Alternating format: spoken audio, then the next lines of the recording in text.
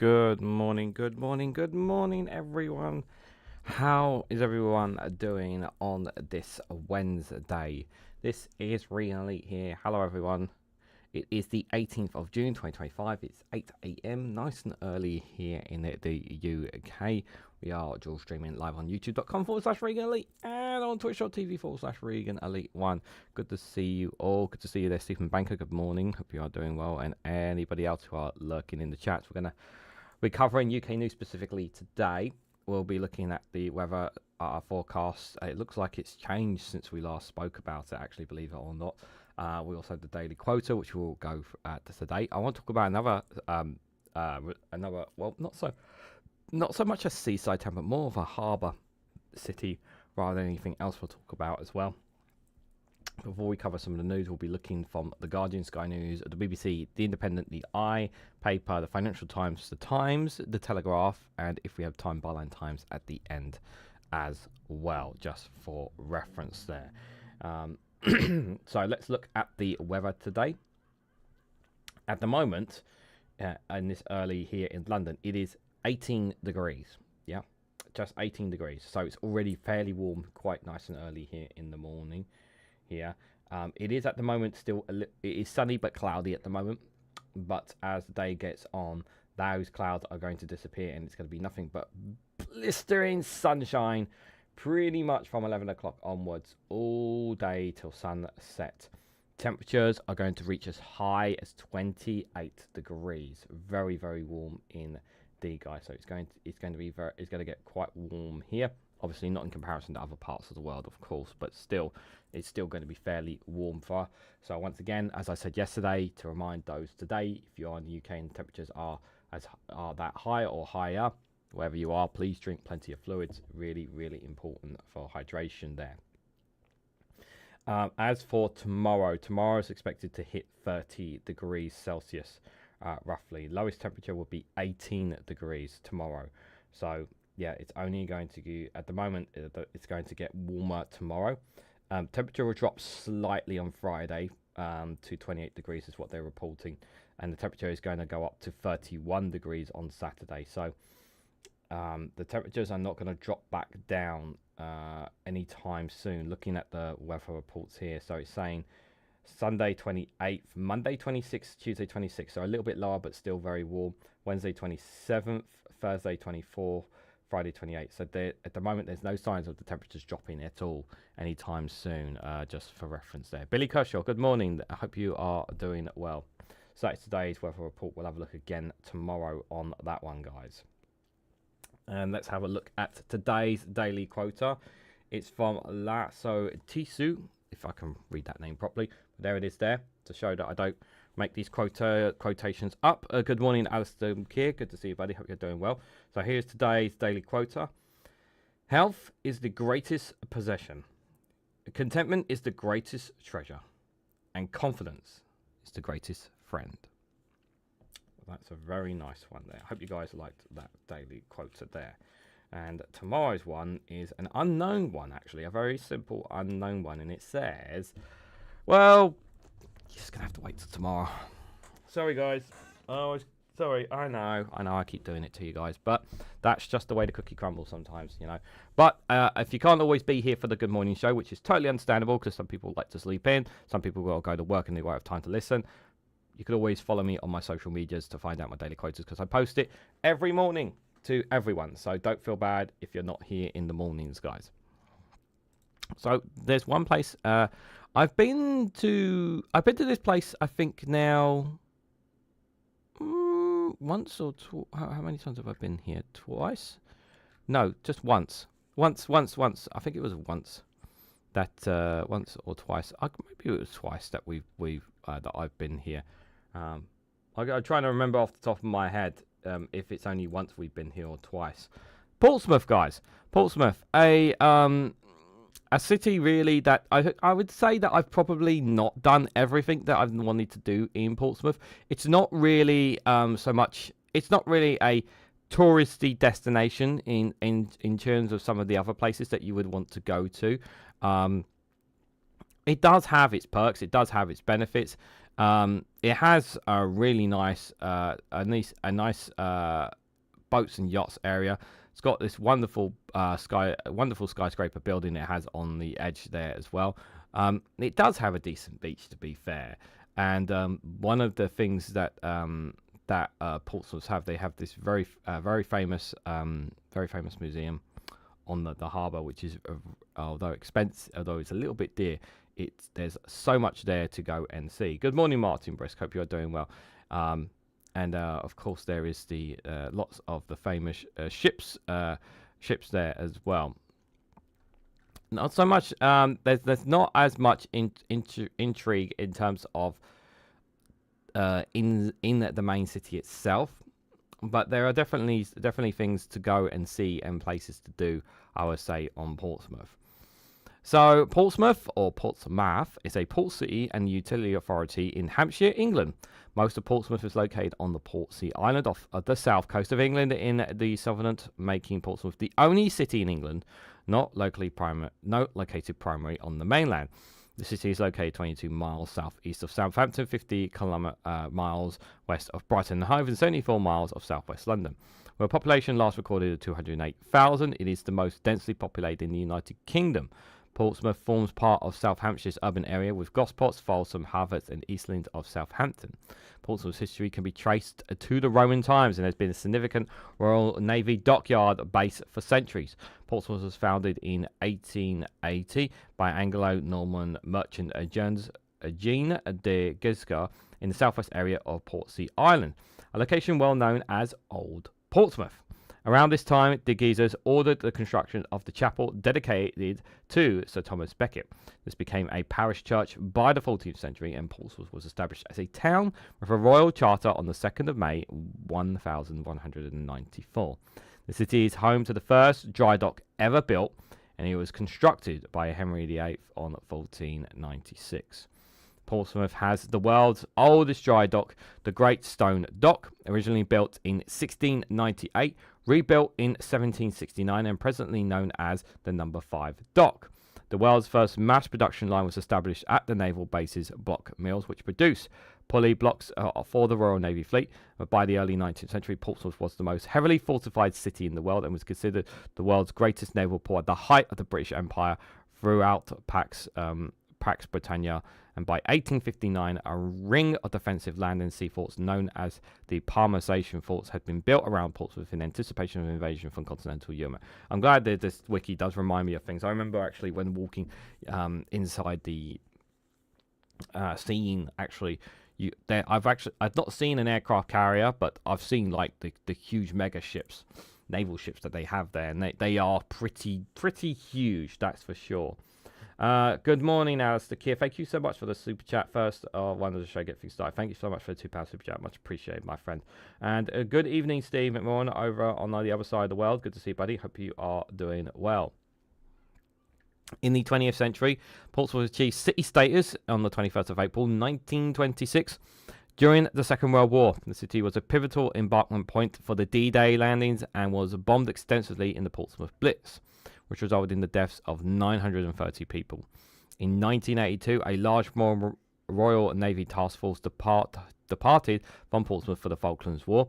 Her Majesty's Yacht Britannia was formerly based in Portsmouth and oversaw the transfer of Hong Kong in 1997, after which Britannia was retired from royal service, decommissioned and relocated to live as a museum ship. The HMNB Portsmouth is an operational Royal Navy base and is home to 2/3 of the UK's surface fleet. The base has long been nicknamed Pompey, and a nickname it shared with the wider city of Portsmouth and Portsmouth Football Club.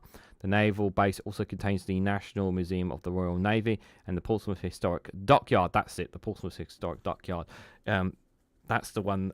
If you ever go to Portsmouth, highly recommend doing the Portsmouth Historical Dockyard. So much history, so much stuff to look at. It really, it is worth doing. I would recommend spending, give yourself a good several hours before going to the historic dockyard, because there is a lot to see. There is a lot to see there. That's for sure.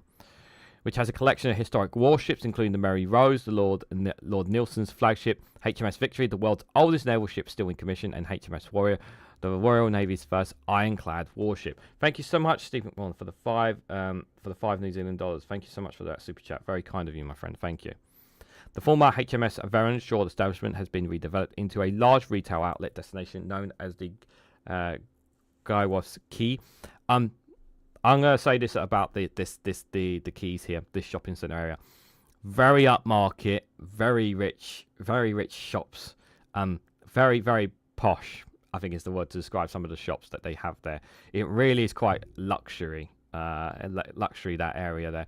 But there are obviously shops that are a bit more to my level, shall we say. But it is nice to walk through it and just see some of these upper class shops and whatnot. It is pretty stunning, I will say. Which opened in 2001. Portsmouth is among the few British cities with 2 cathedrals: the Anglican Cathedral of St Thomas. There it is. There, if you can see a picture. The Roman Catholic Cathedral. Yep. The Cathedral of St John and the Everlist are there as well.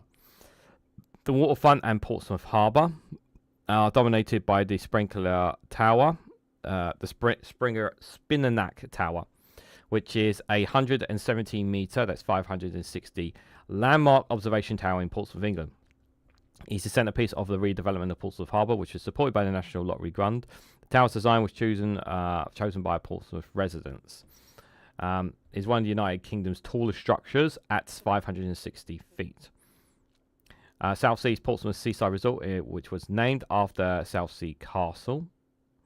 South Sea has 2 piers, Clarence Pier Amusement Park and South Parade Pier as well. The world's only regular hovercraft service operates from South Sea's hover port to the rise to the Isle of Man. Yeah, as well. Yeah, you can get. So they have a car ferry, of course, obviously that can take you to the Isle of Man from here as well, which is regularly done there as well. And I have actually seen hovercrafts come in and out. I remember last time I went, they had hovercrafts coming in and out as well. It says here several mainline railway stations that connect to London Victoria and London Waterloo, among other lines in southern England. Portsmouth International Port is a commercial cruise and a ferry port for international destinations. Yep. The port is the second busiest in the United Kingdom after Dover, handling around 3 million passengers a year. The city's former has its own airport, Portsmouth Airport, until its closure in 1973. The University of Portsmouth enrolled 23,000 students. Portsmouth is the birthplace of notable people such as Charles Dickens, engineer Isambard Kingdom Borough, former Prime Minister James Callaghan, actor Peter Sellers, and author-journalist Christopher Hitchkins. Yeah, so Portsmouth has its fair share of history, that is for sure. Yeah, there is, like, for me, it's not as intriguing as other places, I would say, in my opinion, but there is certainly plenty to do. I think my partner, we did 3 days in Portsmouth. I think we went to Portsmouth. We did 1 or 2 nights we did in Portsmouth, and we did quite a lot. We did a lot of walking along the coast. We did the museums. We did some stuff in the town centre. We did go to a fair few places, Portsmouth. Is it somewhere that I would want to go back again? Not really, considering that I've been to quite a lot of things now at this point, guys. So just to show you some screenshots of Portsmouth from there. This is a great one from the skyline there. Obviously, you have the tower in the background there. Or the town centre there. Never seen a picture from that way, actually, to be fair. It's pretty stunning there as well. But yeah, I remember vigorously walking along the harbour here. I think there was one time I was actually 1 or 2 times actually. I did actually 1 or 2 Speaking My Mind episodes in Portsmouth. Oh, I think it was Cardiff actually, but I'm probably confusing Cardiff, to be fair. But it is one of the famous many ships that they have there as well. But it is pretty beautiful, that is for sure, on there. Piers, beaches and parks, the University of Portsmouth there. You can see obviously one of the ferries obviously that will operate to go in and out of Portsmouth there, out to the Isle of Wight. This is a good shot. Obviously you can see this is obviously the area around Portsmouth, and then it has its connections to the Isle of Wight there. another one of its famous buildings. There got the ship there as well. Probably, I don't intend to go back to Portsmouth. Yes, this castle as well. I don't think we walked that far. Did we walk that far? Trying to remember. No, we did. Me and my partner did walk that far. We did. We walked from the town centre all the way here. Yeah, it was a long ass walk, but we did get here. Yeah. Yeah, that's a long walk, but we did make that trek there. We did. I'm trying to remember now. But yes, Portsmouth definitely, like, there's plenty to do. Let me say that. I wouldn't say a day trip is suffice to do things to do all of Portsmouth. You would need 1 or 2 days at least, if you ever want to go to Portsmouth, guys. But anyway, I hope you found that interesting, to say the least, guys. But let me know what you guys think of Portsmouth down in the comments below. What you guys honestly think about the city itself. Right, guys, let's go to news and politics here. And this, I'm going to look at a couple of stories before we go to see what the headlines are saying. This is a very interesting one that on the front page of The Guardian here. So a report finds that 2 million of a surplus UK general election funds essentially disappeared. Academics and Lib Dems peers ask where the funds go when candidates received more than the limit and who the donors are. Let's read a bit more into this, you guys. So, almost 2 million has been given to candidates in the 2024 general election, as essentially disappeared from public's view of British political campaign finance, a report has claims. It notes that 170 candidates received in total almost £2 million more than they were legally allowed to spend locally during the election, raising questions about where the surplus funds went after the campaign. The donors who funded them are also tricky to identify, especially if the candidate was unsuccessful. The effort is a lack of transparency around who is funding constituency campaigns and what subsequently happens to excess funds. If a candidate receives more money than they could spend, they might transfer the surplus to the central party, and as a result, parties could use candidates as a backdoor for money from donors hoping to remain anonymous, the report says. So this is a loophole that obviously needs to be shut as soon as possible. This is something that definitely I can see reform taking full advantage of if this is not something that's dealt with soon. We're talking about 170 candidates here. Now, it may seem 170 candidates may seem small in comparison of how many candidates that need to be run in the general election. When you think about MPs, local elections, the council elections, and how many bodies there are, but that number could rise if more people are aware of the possible loopholes or possible ways of being able to fund candidates or fund specific parties without having to do it the legal way in doing so. And this is a grave concern indeed, because one thing we need to have is transparency, which I do think is there are too many loopholes where they can come out of that. I think we talked about Reform said they were going to be accepting cryptocurrency, didn't they? Well, there's no way to track people who donate to a cryptocurrency. So right now there's not any laws that can kind of stop that. So that in turn is a legal loophole that needs to be dealt with as soon as possible. Thank you, Steve, for the $2 New Zealand dollars. Again, thank you so much appreciated, my friend. Can I click? I can't click it at the moment, but I will click it eventually. Thank you for that. So the report authors, an academic at the University of Antwerp and a Liberal Democrat peer, have recommended 3 solutions to make it easier for the public to see who is funding candidates. Quote, there is a lot of money flowing to candidates that essentially disappears from the reader's accessible public record, Mark Pack, the president of the Lib Dem and peer, told The Guardian. Details of donations to central parties and local associations are routinely reported by the Electoral Commission, with extra disclosures made during elections. But contributions given to candidates and how much they spend are not available for public inspection from council's returning officers until more than a month after polling day. The Electoral Commission publishes headline figures per candidate on donations and expenditures without the details of who funded their campaign months after the election. The report authors, Chris Butlett and Pack, saw a sample of the spending returns submitted by candidates from the Electoral Commission. The watchdog provided them, but removed the identities of the donors. This results in an illogical situation in which donors who give directly to a party subject to a minimum reporting threshold appear in the Electoral Commission's database, while donors to individual candidates are not obscured.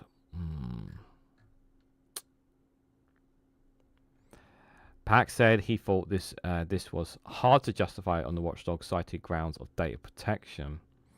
The point of their being able to say who your donors are in the form so that people can look it up and check, he said. Pack believes that there are reasonable grounds for Electoral Commission to revise its position. The government is expected to bring in new election bills, which could be an opportunity to change its complicated rules on political financing. As for the almost £2 million surplus funds from the last election, we don't know what is happening to that money, Pack said. He suggested that some may have been given to the central parties, which could use it against its national spending limits, while benefiting the candidates' local efforts, such as with targeted letters to voters in that constituency. There is not a clear. What do you think you can do with the surplus box on the expenditures forms? He said.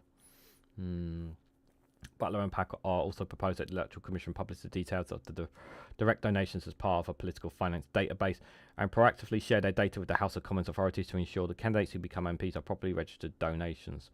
Spokesperson for the Electoral Commission said that while the Electoral Commission publishes information on candidate spending to aid transparency, we do not have the legal authority to publish donors' personal data from candidate returns.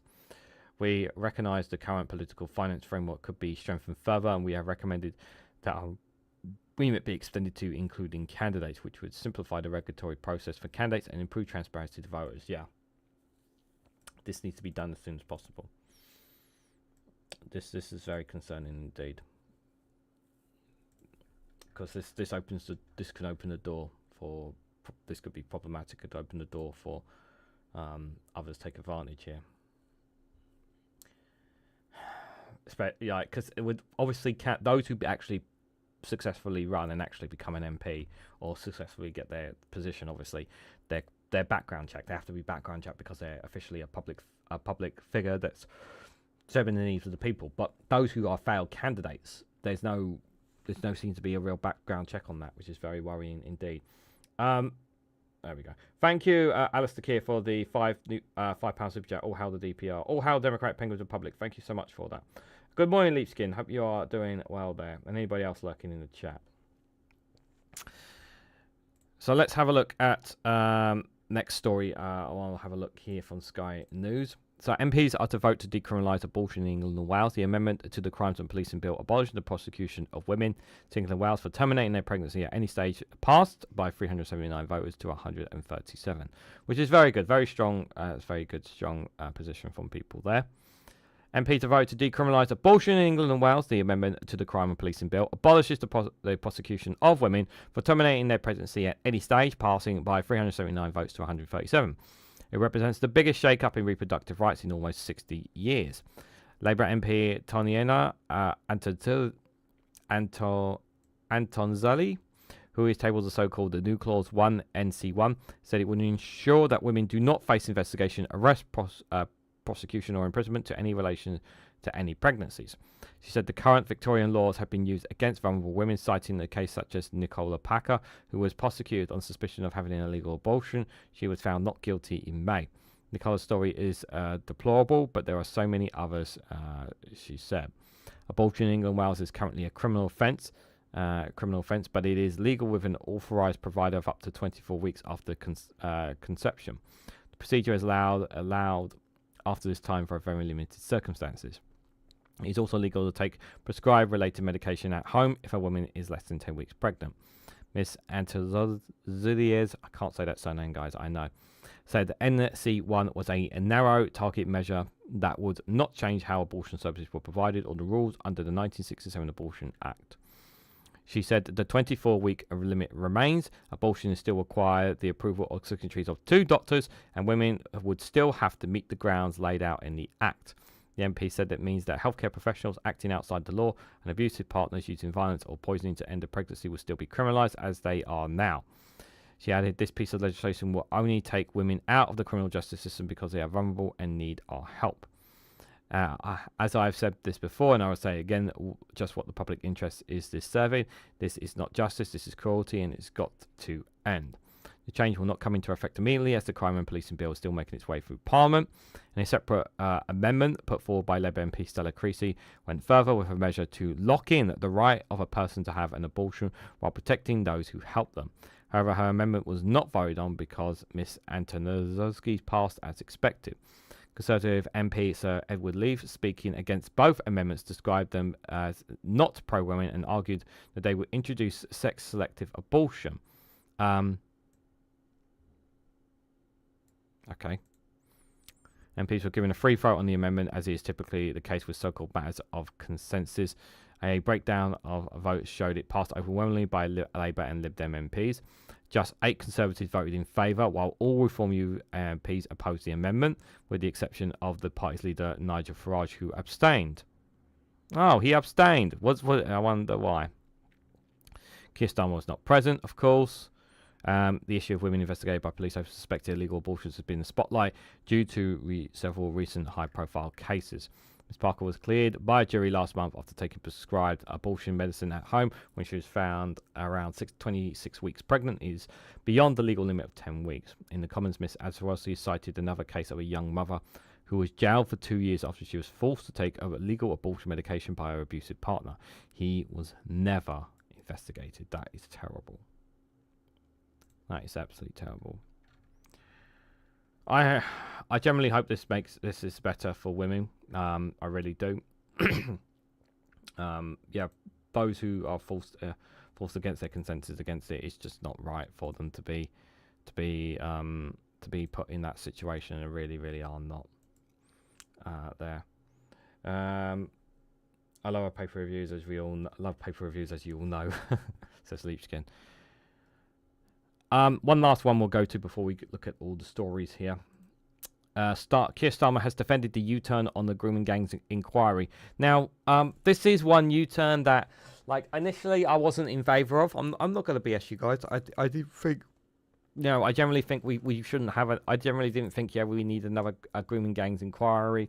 I just thought, like, my position was, it wasn't a case that I didn't care, and for those who know me know that I do care about this. I really do, because it's very sensitive and it's a very difficult subject.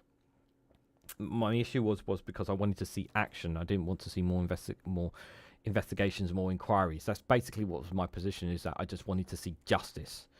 But the government are saying they have to. There's a couple of reasons why they have to do this, and I think we talked about this already. One of the reasons this Yvette Cooper said is that local councils where the most cases are taking place, and they're still happening right now, because Baroness Casey made this point when she was in front, when she spoke to the committee, spoke to the Commons Committee yesterday, in the House of Commons Committee on the matter as well,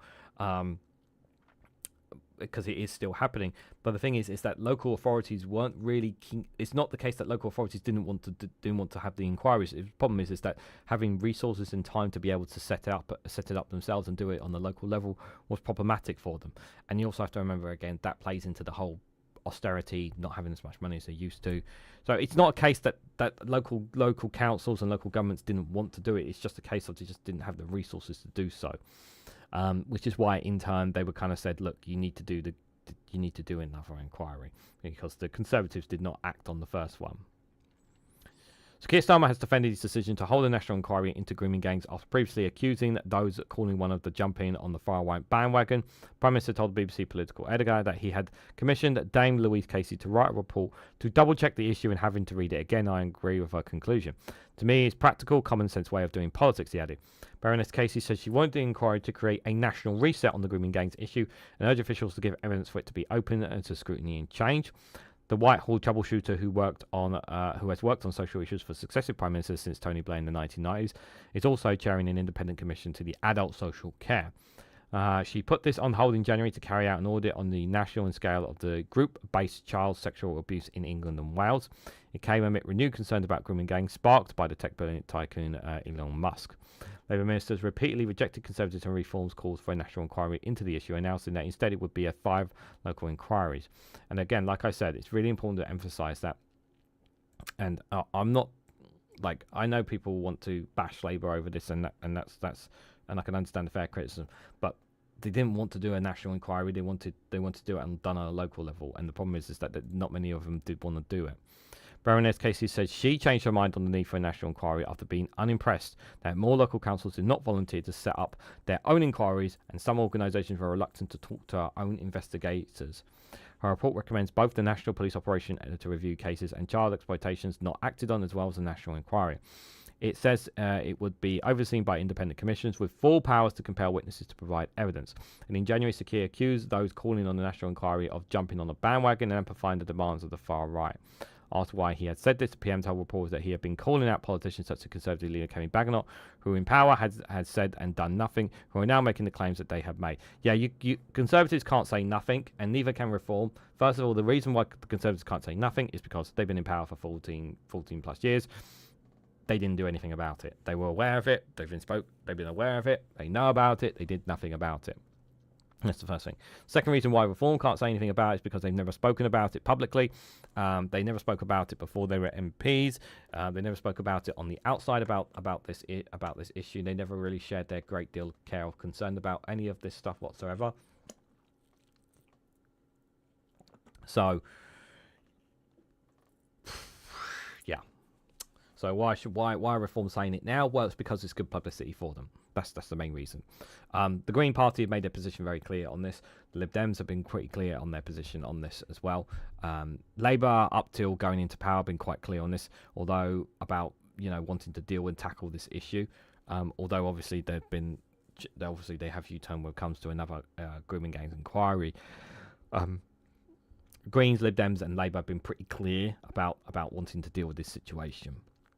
Baroness Casey's report also highlights poor data collection on the ethnicity of perpetrators and suggested officials had to shield away from the issue. Yeah, I mentioned this before, and I mentioned it again about the ethnicity there. I'm going to leave it there for now. On the ethnicity, it's a case of it needs to be told, even if it who cares what the right wing say about if it's more a certain nationality or certain skin color. People have a right. People need to know. People need to know about this. There really should not be shielding around this. You're not being racist. You're just doing your job and just giving the facts of the case at the end of the day. There. But it's not a subject. I'm sure it's a subject we'll continue to talk about over the next days and weeks, of course. There. But I do hope the police start cracking down on the gangs, because they really need to be going after this, because it is still happening as we speak, guys. So let's have a look and see what the Guardian is saying for us today on this Wednesday morning here. As I said, the front of the UK politics, as the report finds 2 million of surplus UK general elections essentially disappeared. Academics and Lib Dem peers ask where funds go, where candidates receive more than limited, and who donors are. We've already talked about that. UK politicians propose a ban on pimping websites. Over half of English councils face insolvency under £5 billion deficit, MPs have warned. Review shows Tories wasted billions of pounds on the high-speed rail 2, Transport Secretary to say. I think we already know that. Again, Alex from Political X did a great breakdown video ages ago on that. Do check out his YouTube channel, does great stuff there. It's been foreshown that billions and billions upon billions of pounds have been wasted as a result of HS2. Thank you again, Steve McMahon, for the 5 New Zealand dollars. Much appreciated, my friend. Thank you for your support. I really appreciate it. Just a reminder, guys, I've got 2 live streams today. We'll be doing Prime Minister's questions or Deputy Prime Minister's questions. Probably going to be Deputy Prime Minister's questions today. And also at 12 p.m. and tonight at 8 p.m. we'll be doing the Snowflake Watch. We'll be watching and reacting to certain clips and videos online. So if you can join me for either one of those live streams, that would be great as well. MPs back bill to end the criminal penalties for abortion key votes. Government officials brace for up to 50 MPs rebelling against the welfare bill. 50 Labour MPs is not enough, considering they have 400, so that's not really going to stop them. Need more than that. Trump threatens to keep 25% tariff on UK steel imports over Port Talbot's concerns there, apparently. So you keep hearing mixed messages about the steel there. Shall we have a look at this one? What is this? Let's have a look at this one. Amendments to the crime and policing bill make it criminal offence to profit from selling sex online. A ban on pimping websites has been proposed by MPs as part of measures designed to rewrite legislation regulating the sexual exploitation of women. Campaigners say ordering a woman to be sexually exploited has become as straightforward as ordering an online takeaway, with the proliferation of websites that allow buyers and browse images and videos of women and redefine their search by postcode. A group of 59 cross-party MPs have signed an amendment to the Crimes and Policing Bill to be debated today, which will make it a criminal offence to enable or profit from the prostitution of another person, including by operating a website hosting adverts for prostitution. The all-party parliamentary group on the commercial sexual exploitation has published research saying that the ease and speed of which pimps and traffickers can now advertise their victims to potential customers has turbocharged the sex trafficking trade. The committee has warned that regulation of the sex trade has not kept pace with technological developments, and it said that browsing commercial websites has replaced picking women up on the street corners and or consultant box advertisement. Yeah, because it's safer for them to do it. It's safer to them to do it online rather than on the street now. That's why you don't see it as much as you used to, especially those who, I guess women who aren't consented in this situation, as some of them are. But it's also important to emphasize that there are consensual women who want to do it as well. But there is obviously, as you know, we have a sex trafficking trade that is taking place in the UK. Let's not forget that. It really is important to emphasize that this is happening and that this needs to be tackled. A report from the Home Affairs Committee concluding in 2023 that websites advertising prostitution significantly facilitates trafficking for sexual exploitation. The Home Office has acknowledged that these websites are the most significant enablers of sexual exploitation linked to trafficking.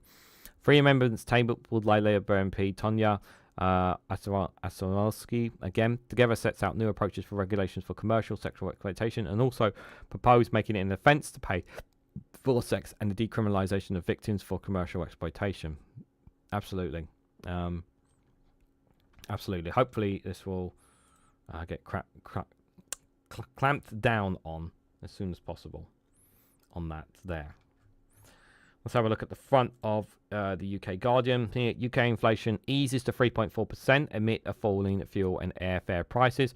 Annual drop in May, down from a reading of 3.5% in April, offset by rises in cost of fuel and furniture there. UK temperatures of 45 degrees may be possible in the current climate, Met Office says.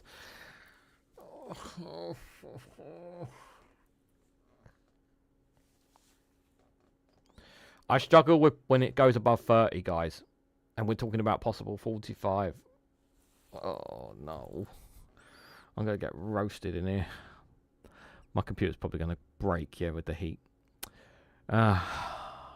UK Home Office tells parents that their children should return to Brazil alone. What?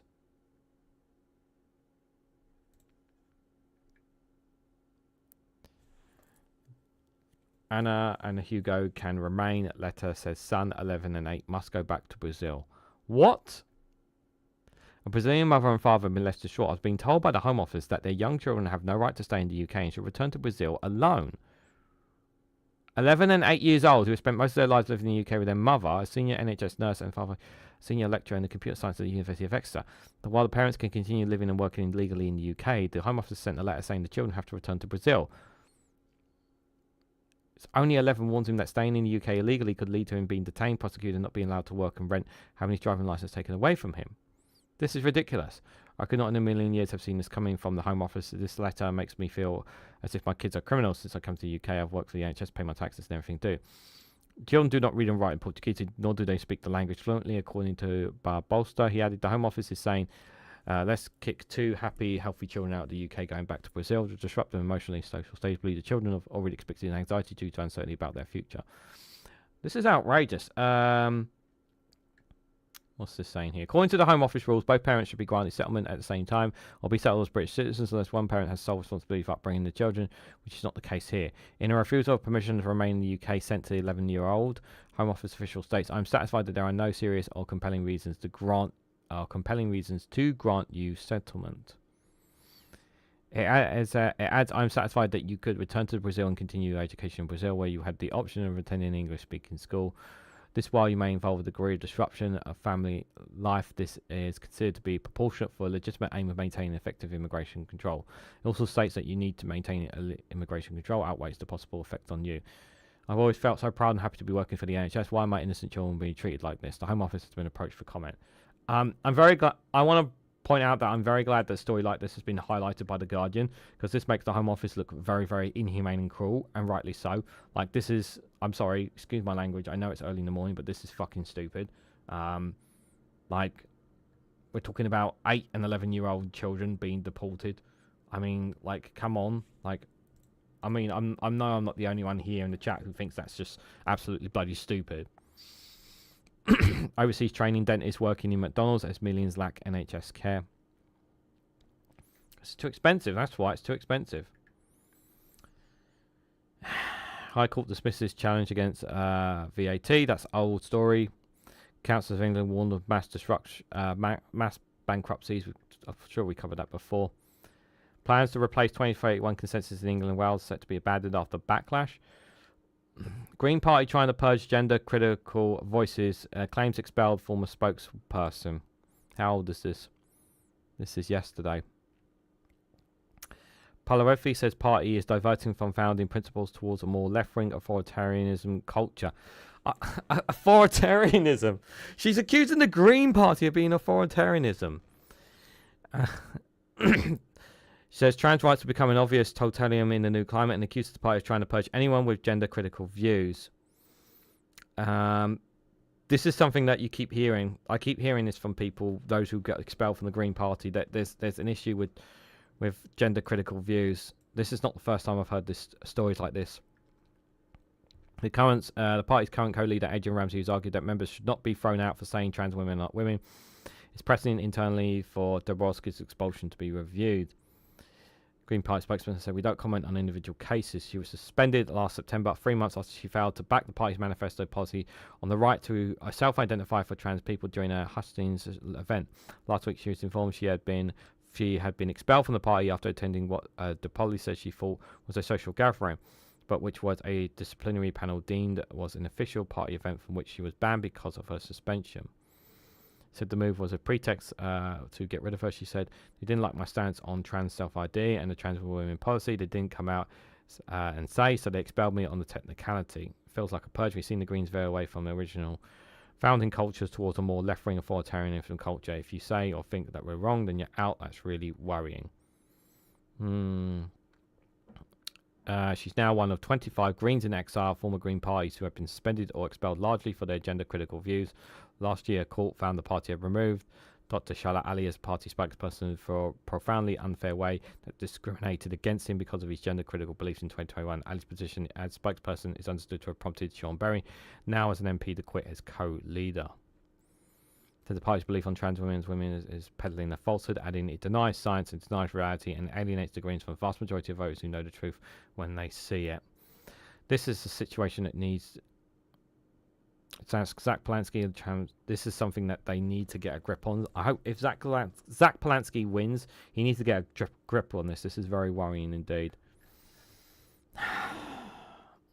This story's not going away. I keep hearing stories about this. This story about the Green. This is one of the big nuisances when it comes to the Green Party. There, Trips, good to see you there. Good morning. Hope you are doing well. And anybody else lurking in the chats as well? If I haven't said hello. Sky News. I haven't even covered. God, there's so much to cover, guys. Details on Labour's welfare reforms to be published as PM returns from G7 summit. Labour threatens rebellion over benefit cuts for millions. Yep, we know about that. Decriminalisation of abortion. We talked about that already. Rape survivor who was abused by grooming gang explains why she wants Starmer to apologise. Yvette Cooper, the Home Secretary, already did an unequivocal apology. I don't know why you would want Keir Starmer to apologise. I'm sorry, but he hasn't even been a year. His government's hasn't even been a year in power, and you want an apology from them. Are you going to ask one for the Conservatives as well? Just answers on a postcard, please. Treasury Minister gives his version of Sky's AI-generated spending review. Yeah, I saw that clip from last night's Max Robertspear's live stream. That was very fascinating to see that. That was very fascinating to see an AI-generated spending review there. It was interesting. It's scary as well at the same time. Front page of Sky News. Police admit failures in the Harry Dunn case after report finds officers prioritise suspects' welfare. This guy. I hate this case because the guy fled to America and basically there's no justice because of it. Labour MPs threaten rebellion. The area is set to hit 33 degrees this weekend as heat waves to sweep England. Brazilian butt lifts offered in public toilets in Wild West of unregulated cosmetic practitioners. What? In public toilets? My God. Train stand leaders said there is a need for urgent government action over Wild West of unregulated and unlicensed practitioners or treatments as well as where they can be offered. Training filters are being offered to untrained people in places such as public toilets, officials have warned. Over a Wild West of unregulated and unlicensed practitioners and treatments as well as being offered. The Chartered Training Standards Institute said it uncovers shocking locations where procedures such as fillers are being administered, including a pop-up shop on high streets, cubicles and public toilets and hotel rooms. It said these locations fall outside typical business premises, making taking action difficult. The CISI also said its unsafe and unregulated filters were available for sale online as little as £20. Also noted that growing concerns over fat-dissolving injections such as a lemon bottle which have little to no regulatory oversight to ensure the safe use by the public. It said there was a postcode lottery across the UK and the minimum age which such procedures can be carried out, with young people crossing borders for treatment. The CTSI said lives could be at risk at the major gaps in the regulation who is responsible for products and procedures. It claims there is no data available on how often the NHS is having to deal with the infections and life-threatening complications when things go wrong.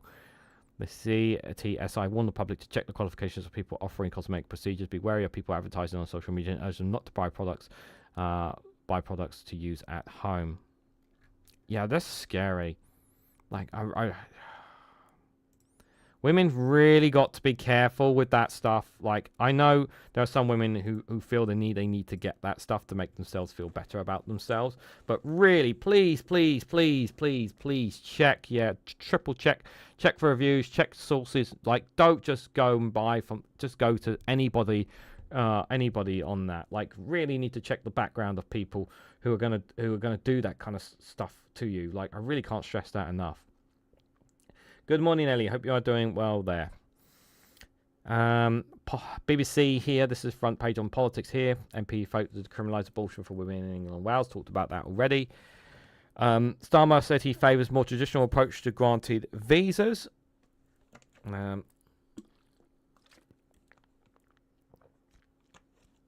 Sorry, I need to drink plenty of water.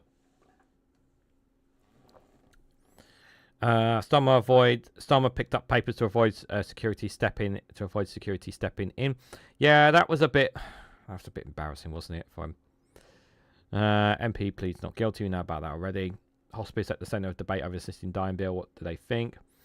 Yeah, these are all the old stories we talked about on Monday. Let's see in front of the UK.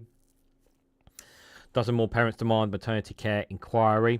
Co-op offers members £10 discount on shopping after cyber attack.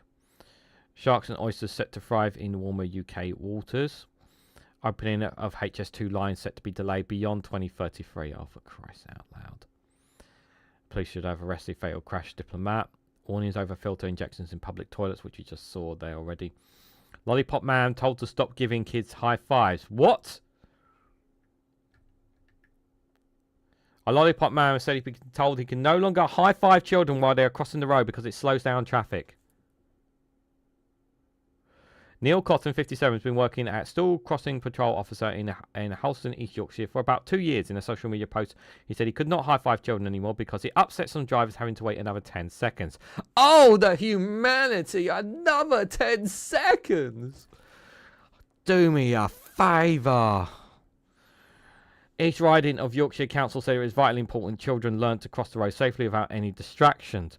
Mr. Cotton helps children from the infant, junior and secondary schools in the Halston across the junction, known locally as Key Cross Corner. His social media post received more than 100 comments before it was taken down. On the school run, Chris Gard told BBC, "Look, North, I think it's wrong. Why shouldn't he? What's wrong with it? It puts a smile on the kids' faces. My son does it all the time, but now he gets upset because he's not allowed to do it." Another parent said, "It's silly. It literally takes seconds, and it gives a child a little bit of happiness. He's great with my little boy, and he sees him as a friendly face."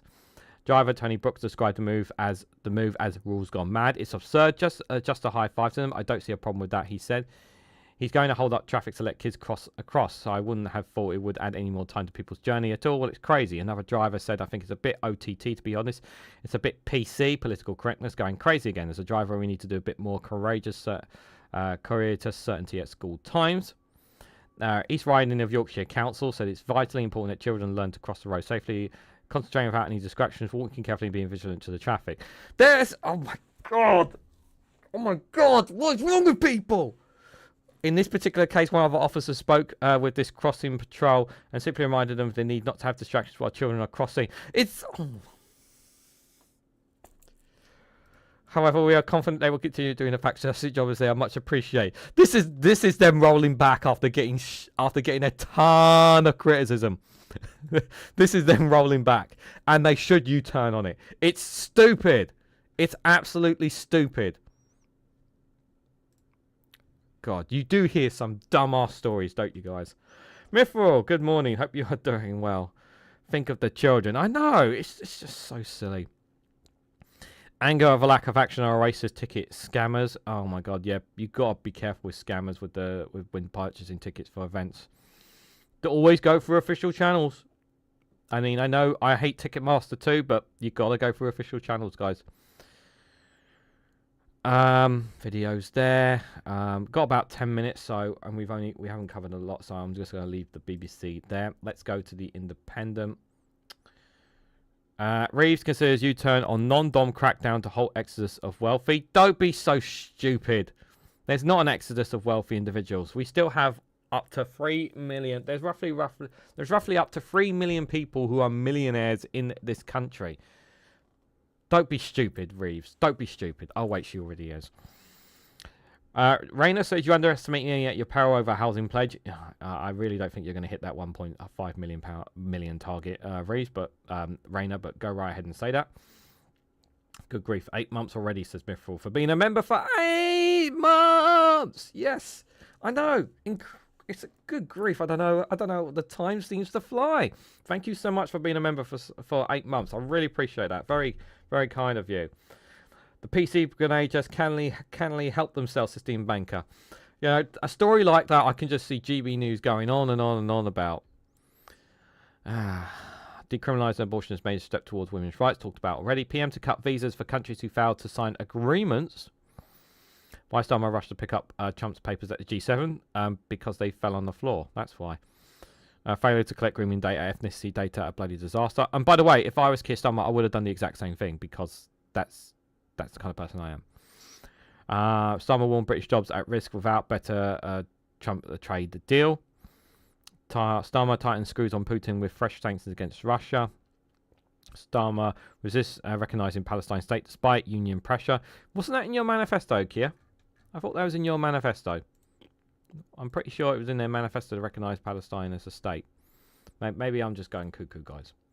The I-paper here, number 10, bid change human rights laws to make deportation of migrants easier, apparently, and exclusive from them.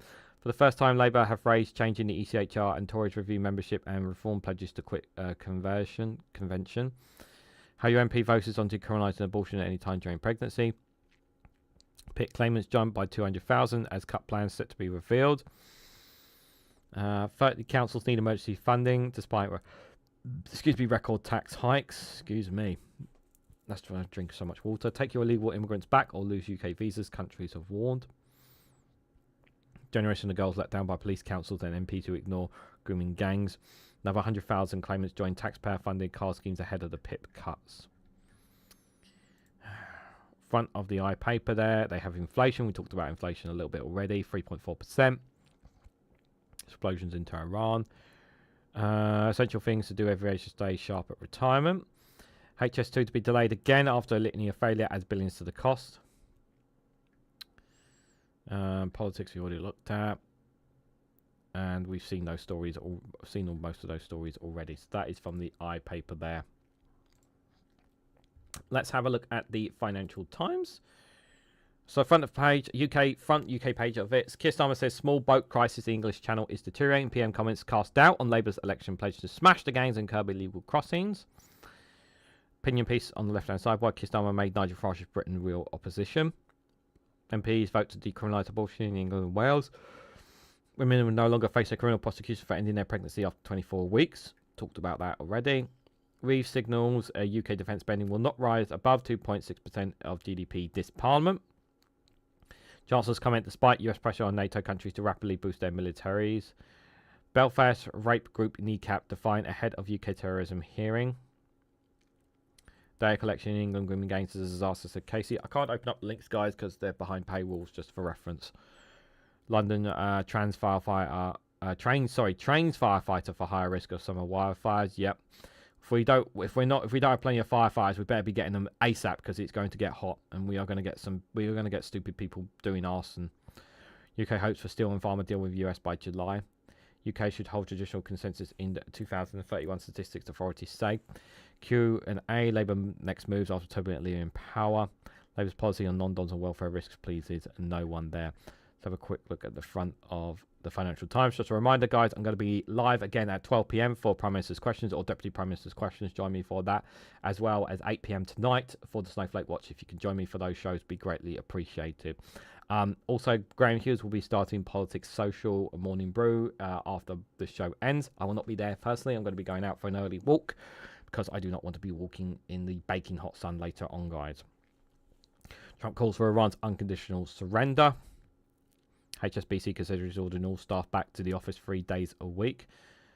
I don't know why it's so important to have people in the office as long as they're doing their job. OpenAI said Meta is trying to poach staff with £100 million sign-on offers. UK inflation 3.4%. So some of the stories there from the Financial Times. Let's have a quick look at the Times and the Telegraph before we head out. Under politics here, under Times, Reform says everything is up for debate over the Bank of England. Richard Tice, the party's deputy leader, questions whether the central bank's independence from government, including setting up interest rates, should continue. Yeah, of course, because you guys want to control everything. If it wasn't for the Bank of England saving us from Liz Truss, but but surely Reform will be responsible ones. Scrapping the Bank of England and taking control. Surely they'll know what they're doing. You have any idea if it wasn't for the Bank of England, so many pensions, so many mortgages, it would have been an absolute catastrophe if it wasn't for the Bank of England under what Reeves did. Asylum seekers who commit child sex crimes is a border security issue. Simon Case gets appearance despite Partygate and COVID criticism. Yeah, a bit questionable there. Reeves considers non-dom tax changes a whole exodus. There's not an exodus. There's not an exodus of millionaires. Don't believe that story. It's not true. It's not true. Okay. Statistics are there have been some wealthy people have left, but there's still a vast majority of them still in the UK. Don't fall for it. Grooming gang still at large, and the victims aren't believed. Yep, that is true. Baroness Casey told MPs that grooming gangs want change. Yep. Starmer bends for a friend in a comedy of errors. What is there a comedy of errors here? That's Donald Trump who dropped the papers. It's not Keir Starmer here. I don't know why. I don't know what's the benefit of attacking Keir Starmer here. Really, it's just stupid. MPs vote to decriminalise abortion as well. Trip, thank you for being a member. Much appreciated. Thank you. Thank you for your support. That's very generous of you. Thank you. Starmer and Trump agree UK-US trade deal. Yeah, we've seen that already. Let's go to top stories. Mother was fatally stabbed before gas explosion. King and Queen arrive at Royal Ascot hoping for a winner. We don't see anyone like us in our jobs, says people with Down syndrome. YouTube still profits from taste misogyny after the ban. Why? Why are they still making money off it? Council spend £500,000 to house vulnerable children in unregistered homes. Asylum seekers who commit child sex crimes are borders issue. Late night Londoner abandoned the kebab for the spice bag. What? 9 of the best pubs in London chosen by our experts. Wild West gets wilder as another e-bike giant rides into London. Yeah, I hate those Lime bikes, guys. By the way, those Lime bikes there, they get dumped everywhere in London. Everywhere, even around my area. I get so mad. I hate it. I hate when people just dump them like that. It really does trigger me. I'm going to have to leave Barline Times for now. To be fair, they don't update as much as others. Let's have a look at the Tory Telegraph. Israel strikes Iran's nuclear equipment site. Starmer to delay HS2 after litany of failure revealed. Countries refusing to take back illegal immigrants could be stripped of visa access. Trump poised to join a war against Iraq. Yeah, that might be happening very soon. Very, very soon. I did do a poll on that on the channel if you want to check that out as well. On the post on the channel asking, are America going to war? Have your say in the votes on that, guys. Be appreciated. Starmer dismisses concerns over Trump's health after document gaffe. MPs vote to decriminalise abortion at any point to birth there. Iran fires waves of missiles at Tel Aviv.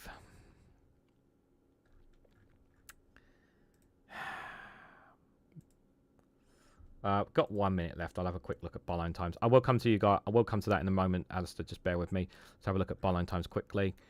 Reform councillors are facing protests after cancelling climate change preparations. Ooh. US journalist Aldridge Heiss has family thrown in doubt after seeing claim he was excluded. Labour part how Morgan Sweetie levered the left out of power. And resignations, council meetings and culture wars, how reform councils are descending into chaos. I covered that in a video, so if you guys want to check that out, feel free to do so there. There's some of the other stories from Byline Times. Well worth checking out Byline Times, guys. And the best thing about their website is no tracking and no cookies. You don't get any of that stuff from Byline Times, which is why it's always worth checking them out, guys. Thank you, Alistair Keir, for the 5 gifted memberships. He's gifted 5 to Paula Thomas, Lee Corn. I know that guy. Ellie Chaos, a YouTube person, and Derek McCall there. Thank you so much for the 5 gifted memberships. Much appreciated there. Thank you so much, Alistair. That's very kind of you. Guys, I am done for now. I don't know if I'll make it back in time for Dave McGuinness's paper review, but I'll try to. I'm going to be heading out for my walk now because I need to do it before it gets too warm. But if you guys want to continue it on the news and politics, do check out the Morning Brew with Graham Hughes, which will be starting right now. I will be back at 12 p.m. to cover Prime Minister's questions or Deputy Prime Minister's questions at 12 p.m. So if you want to join me for that, feel free to do so. And I'll also be back tonight at 8 p.m. for the Snowflake Watch covering, watching, reacting certain clips and videos online. We'll definitely be talking about some of the latest stuff in the UK, as well as what's happening in the Middle East with Iran and Israel as well. So if you can join me for them, great. If not, then I'll be back tomorrow morning at 8 a.m. another Thursday morning show. But thank you guys all for coming along. Thank you guys for the super chats, Steve and Alistair Keir for the super chats. Much appreciated. And thank you, Alistair Keir, for the gifted memberships. And thank you, Chip Chip, for becoming a YouTube member. It's much appreciated. Guys, don't forget to hit the like button, share, and subscribe. As always, thank you all so much for watching. And I hope to catch you all very, very soon.